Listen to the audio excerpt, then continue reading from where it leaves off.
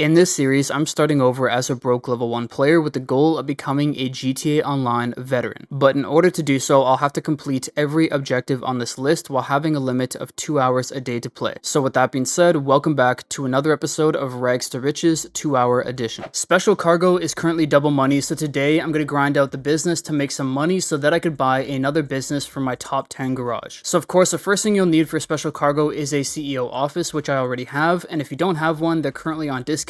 So now is a great time to pick them up. And then of course, once you have the CEO office, you could then head over to the computer, and in the computer we could head over to special cargo and head into the warehouse screen here.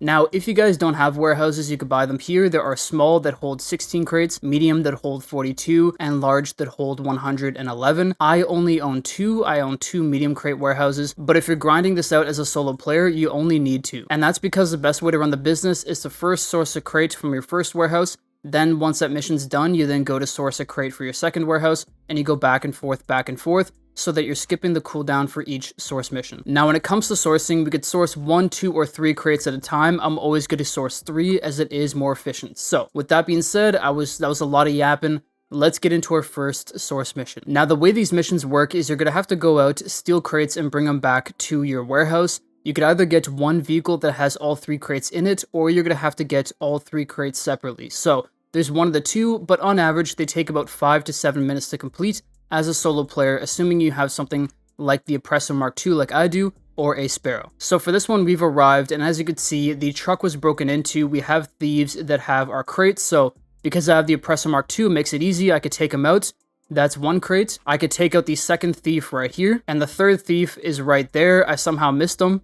There you go. So now all I have to do is pick up the... Okay. As I was saying, all I have to do now is pick up each crate individually and bring them back to the warehouse, and that's going to be the end of the mission. And here we are. That is crate number 1 dropped off. But while I'm here, I might as well head over to Lupe. This is the assistant at the warehouse. When I pay her $7,500, she will go out and source me 1 to 3 crates normally every 48 minutes. But this week it's currently double speed, so it's only going to take her 24 minutes this week. Using the warehouse assistants is an easy and passive way to build up crates in the warehouse, so I suggest you doing it every single time if you have the chance. And this here is the final crate. So now that the crates are back at the warehouse, if I wanted to, I could go and sell the crates right now for a profit.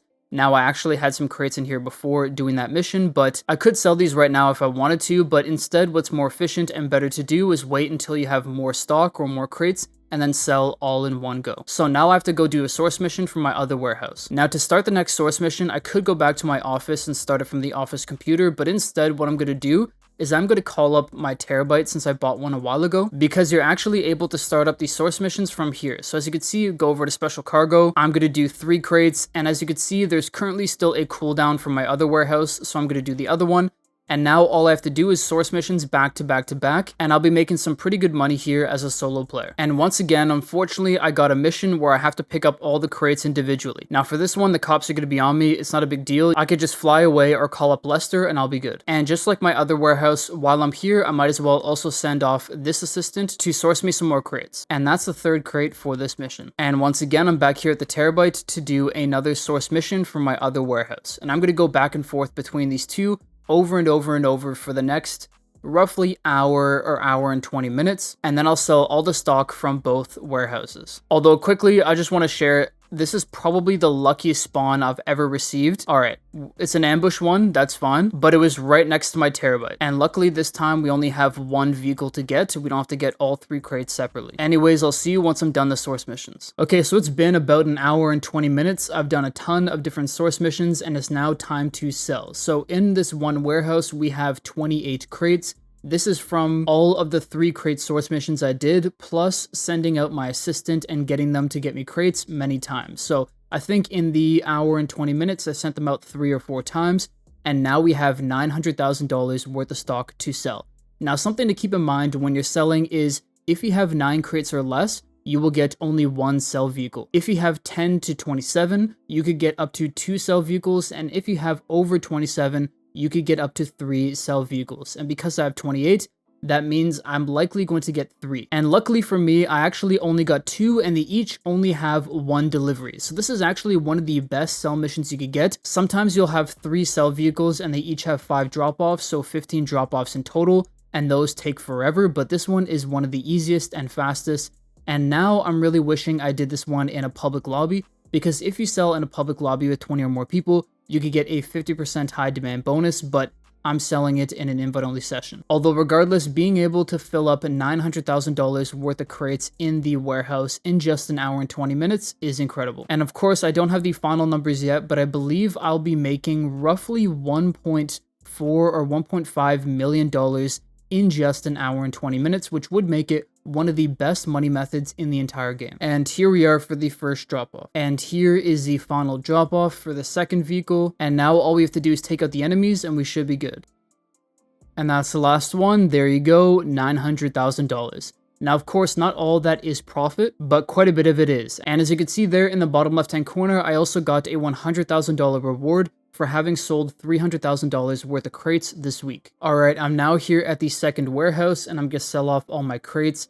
Now, I was debating whether I should do these in a public lobby, because if you don't know, if you don't get a sell mission that you like, or if people are trying to grief you, you could always just load into a new session and your crates will be there. You won't lose much, if anything. So it's pretty safe selling in a public lobby, but I just want to guarantee my money. I don't want to take any chances. So I'm going to sell in an invite-only session once again. And of course, once again, this is likely a sell mission that I could have done in a public lobby, but it is what it is. This one will take longer because I have to fly all the way out to Sandy Shores 3 times, but it's not difficult to do, which is always good. Alright, this is the third and final plane for the drop-off for the sell mission. There you go, $990,000. So combined between the two sell missions, I think I sold roughly $1.9, $1.8 million worth of crates, which is insane, and I must have spent about $300,000 to $400,000 on them. So in total, I made 1.4, 1.5 million in just an hour and a half. That makes Special Cargo one of the best, probably a top 3 business this week, and if you sell in a public lobby, you could make even more. So if you guys have the business, or if you're debating whether you should buy it, I highly suggest you do so, because it is a great money method as a solo player. But in saying that, we now have to buy the car for my top 10 garage, and the one I'm going for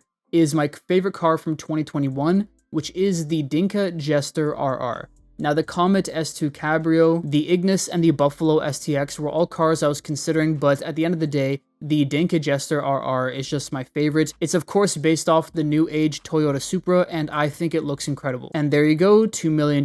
And here is the final product for the car. I did a very similar build to what I did on my main account, just because I love the build so much. So we have the ultra blue with a white pearlescent, we have the white sport rims, I put a front bumper and a rear bumper or splitter there. We got the spoiler as well.